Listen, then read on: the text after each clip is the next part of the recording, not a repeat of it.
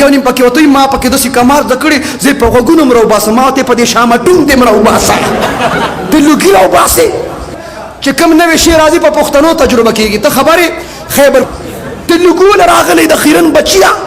ته به دا لوګي راوباسې سنو توجه ایو پکې ما ته پبجي کوم ما ویل کور دې داجي نشته څه د خیرن بچیا پبجي کوم ته پبجي نه راغلی کم سټوډنټ چې پبجي کوي فری فایر لا یې لړو کوي وای دې سټوډنټ نه ډاکټر جوړېدی شي انجینیر جوړېدی شي سیندان جوړېدی شي د هرې محکمې یو بهترین افسر جوړېدی شي لہذا تمام سټوډنټان نوجوانانو خدمت کې دا گزارش دی عقیدت په خپل ځای محبت په خپل ځای لیکن ماته یو کس وي زه ستا فالوورز یم زه ستا پین یم پین ما یې فالوورز پیژنې فالو چې تاسو فالو کوي چې ستا په نقش قدم باندې څوک ځي نو چې ما یو سړی فالو کوي ما هغه وایي چې زه ستا فالوورز یم او زه تا فالو کوم نو زه د پبجي خلاف یم زما چې کوم فالوورز دي ابه د پبجي ابه د پبجي ابه د فری فایر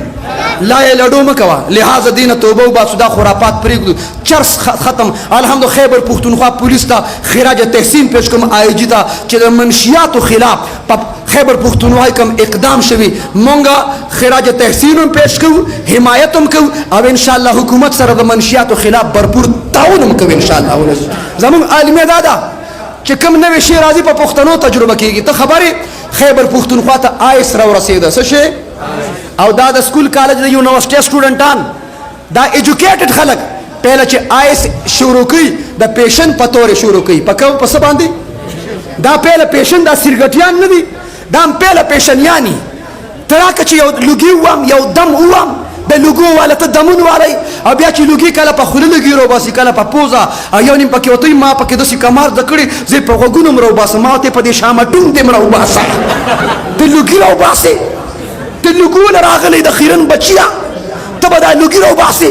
لہذا د چرس او د پوډرو اور د آیس نه به بایکاټ کوو او چې کومې اړې دی به د حکومت په نوټس کې راولو به انشاءالله راولو به انشاءالله دا پاکستان دی پاکستان د منشیات نه پاک د آیس نه پاک او خیبر پښتونخوا دا به د منشیاتو نه پاکو دا به د آیس نه پاکو دا به د غلاظتونو نه پاکو او د دې تبلو باجو والا نه به پاکو انشاءالله دا به ته به مجبوره کېږي انشاءالله تا به ټیک څلور میاشتو زه تیاروم انشاءالله که تا نه ما په خپل امیر صاحب جوړ نه کړ دا غز او دا میدان بہرحال په دغه خبرو باندې اکتفا کوم نہ موت سے ڈر ہے